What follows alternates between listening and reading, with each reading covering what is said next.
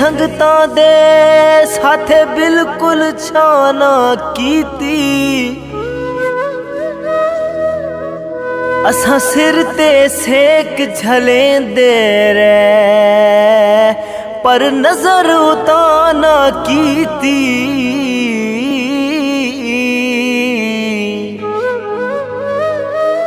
ओ किस्मत दी मार समझ के रो पे